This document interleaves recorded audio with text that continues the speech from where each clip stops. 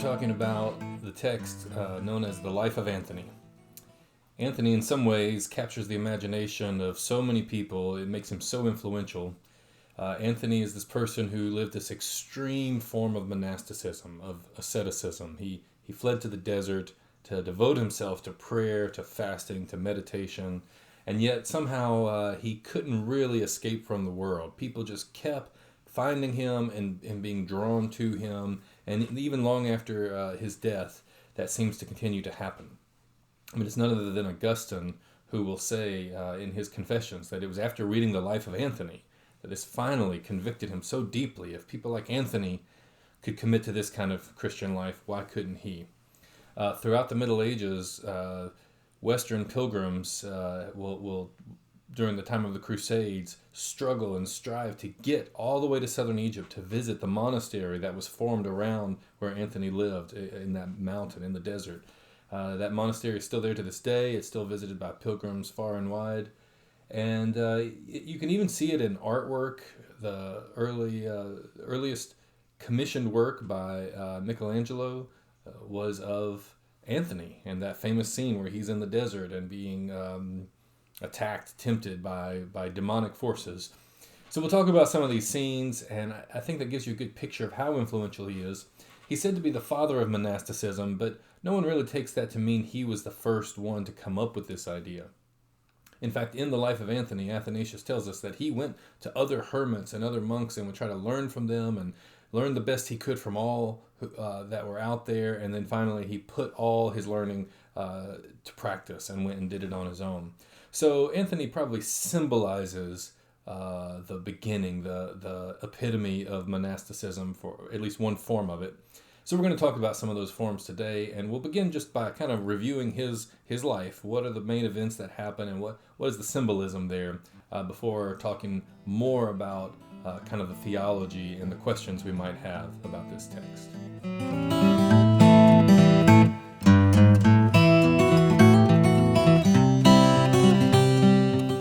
Well, this life begins early in Anthony's life and tells a bit about his childhood, but jumps right into his coming of age.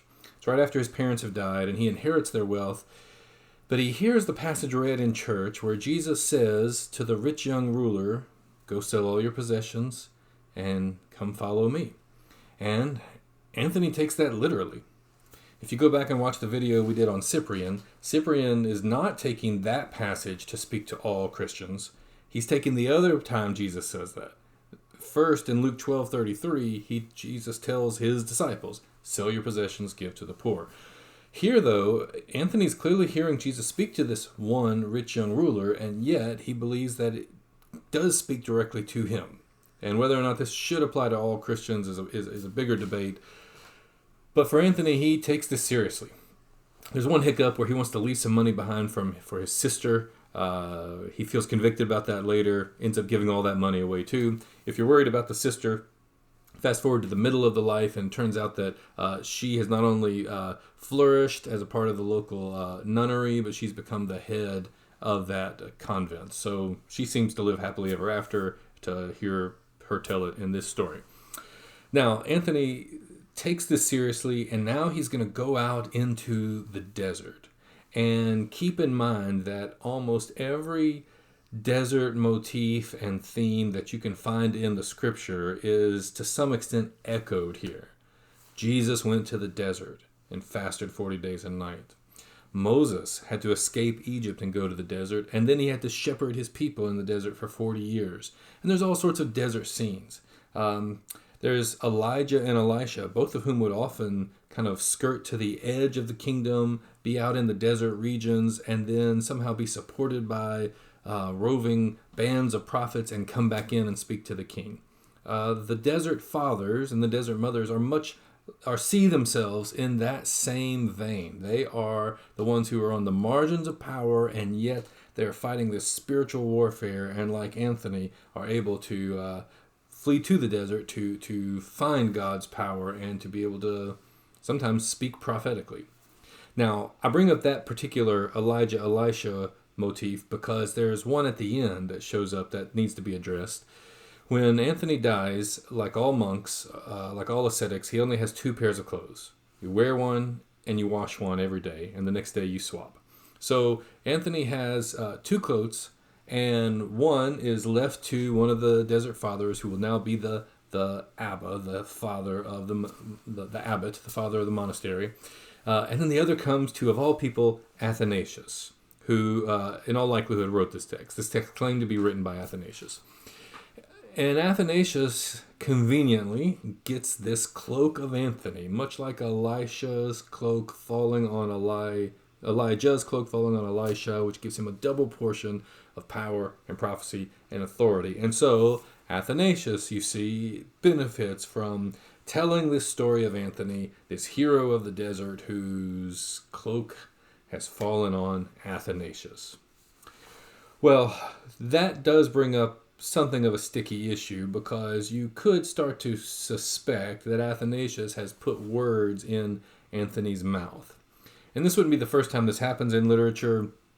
This is a big question about whenever someone writes down what other people say, whether it's Socrates, who never wrote anything, but the words of Socrates seem to be given to us by Plato. Is Plato putting words in Socrates' mouth? And you even have critical scholarship doing this with the Bible. Is everything Jesus said, that's not, Jesus didn't write anything, so is this the early church putting words in Jesus' mouth?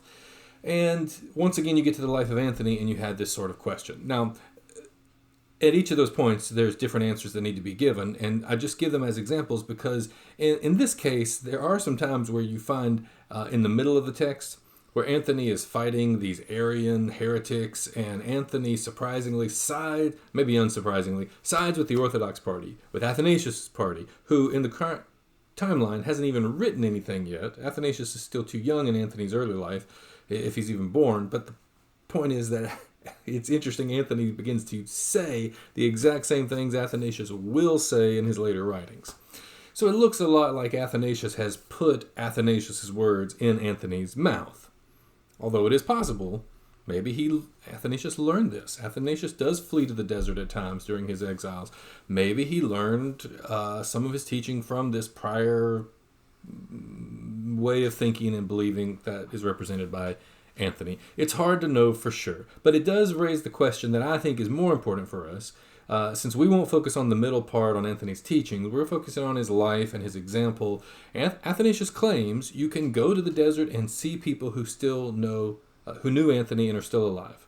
And you can verify all of these miracles and amazing acts that happen around Anthony. Now, I'm not sure you could verify them, but he claims you could, and that's quite a bold claim. But more important than all of that, I think we can still acknowledge that Athanasius has a literary element to what he's done. He's presented Anthony with a very clear story. And the story includes Anthony going to the desert, going to the inner mountain further in, much like all ascetics have to retreat inward, away from the world and the distractions. And now inside of this lonely place, you can really get serious with your prayer life.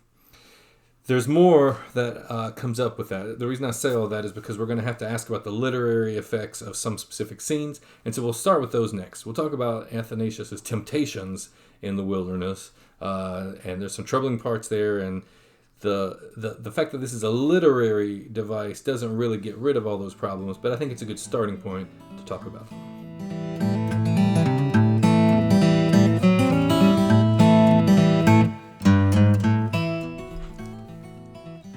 So when Anthony flees into the wilderness, one of the first things that happens to him is he is encountered by the devil himself, and he experiences these different temptations. Now, buckle your seatbelt because it's going to be a bumpy ride. There's some strange stuff that's happening here. The very first time the devil appears to him, the devil takes on the form of a woman. And why a woman? Well, I mean, there is a tradition we need to acknowledge in writers like Tertullian and others where the woman is always blamed. It's always Eve's fault. The devil even knows that women are weaker and so uses women to tempt men because men are strong, and it's always women's fault. That may be part of what's going on here, and I'm not going to try to pretend I have all the answers or that I'm going to handle this in the best way possible. But I just want to point out that I think that might be an element there, but I think it's a common conception among the early Christian writers that the lusts and the sexual temptation of the flesh is one of the hardest to overcome. And in Anthony's case, it's the first thing he overcomes.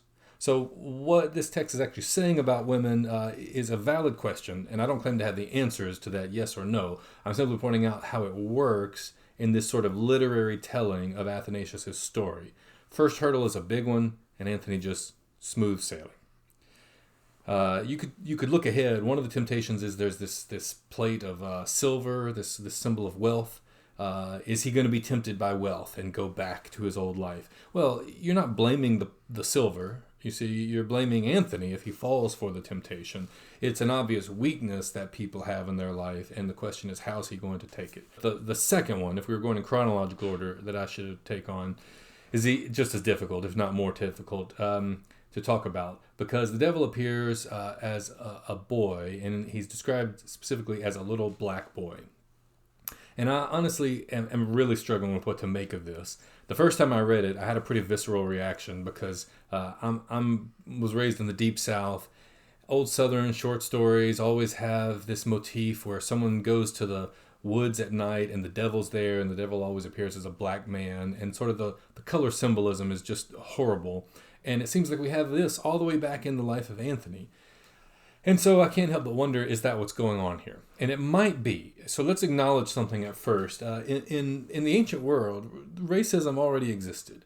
Ethnic tension, stereotype based on phenomenology, appearance, even skin color. It didn't quite work the same way as in the modern times, but it wasn't absent either.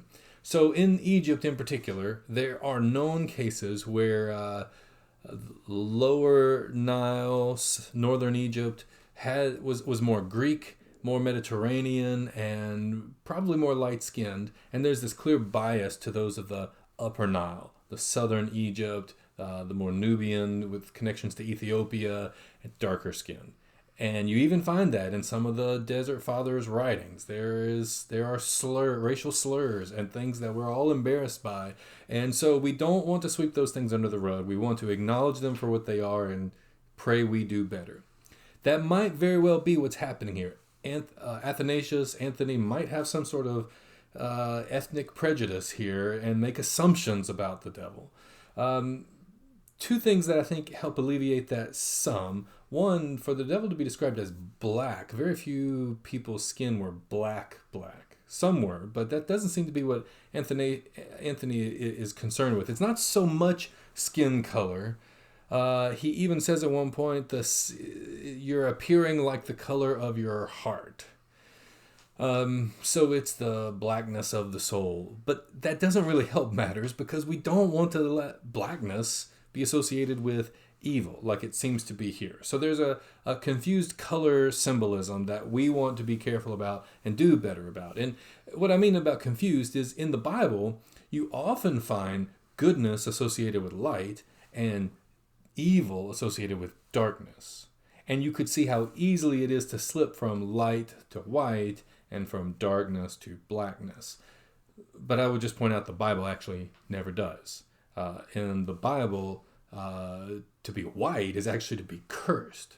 I mean, go look up the people who are white. It's bad. Now, your clothes might need to be washed white as snow because they have sin stains, but that metaphor, that symbolism is not what you would ever find in describing people's appearance, people's skin color.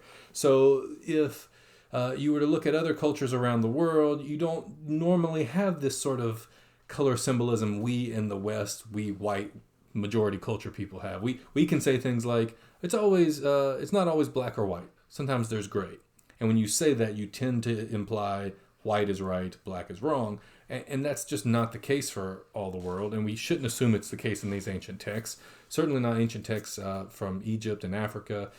In many African cultures today, blackness is a positive symbol. Not just skin color, but black soil produces good fruit. Black clouds bring rain. There's all sorts of different schemes for giving meaning to these colors. So whatever is happening here with Athanasius and with Anthony encountering this little black boy, once again, I think storyline for Anthony, for the way Athanasius tells Anthony's story, is that this is no temptation. Anthony recognizes the devil for who he is, despite any appearances and despite any temptations of the flesh. Anthony is able to overcome those things. Okay, I don't know how I did handling that, but I appreciate you bearing with me and being gracious to me in how we treat these things. Here's where I think I can wrap it up with all of this symbolism. And again, whatever the other problems may really be here, I'm not dismissing those, but the literary effect, watch how it flows. The next sort of time he faces temptation is not the devil himself, but all the devil's minions. The demons come in these forms of wild beasts, and they attack him, and they physically lacerate him and beat him and leave him for dead. So much so that when some other folks come and find him, they think he's really dead. They lay him up in the church as a wake, waiting for the funeral the next day. And then Anthony arises. Resurrection.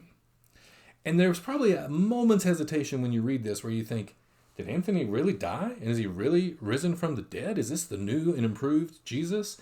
And I think Athanasius is a good storyteller. Athanasius never says he actually died. In fact, it's pretty clear he doesn't die physically. And yet, in this story, he encounters these demons in the place of the tombs, the place of the dead. And Anthony goes there and dies to self.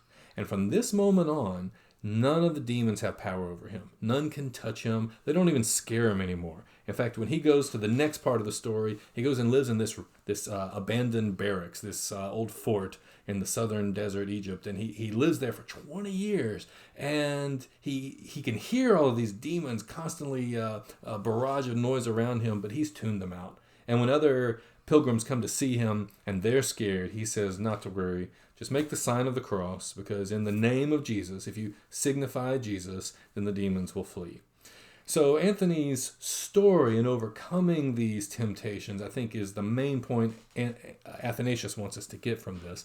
And then you start to see everything else that Anthony's able to do is so influential to others because of his own ability to have this spiritual warfare.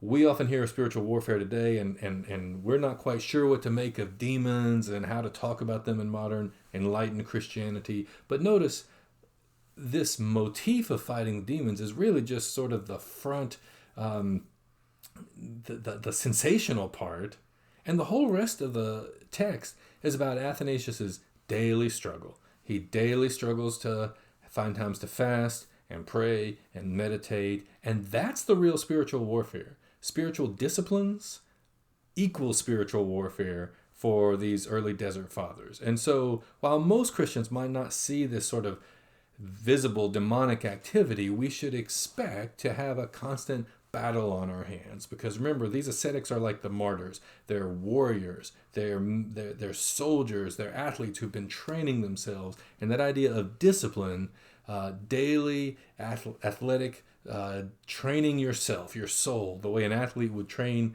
their body, that's what Anthony is really all about, and that's what Athanasius really wants to celebrate.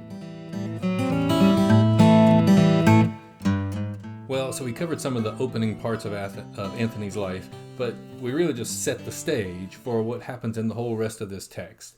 And this is the part where when I teach this in person in class, my students we just get to open up the floor, and it's rapid fire, question after question, comment after comment, because there's so much interesting in this text.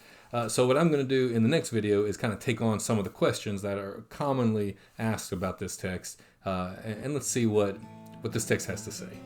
Hope you'll be back.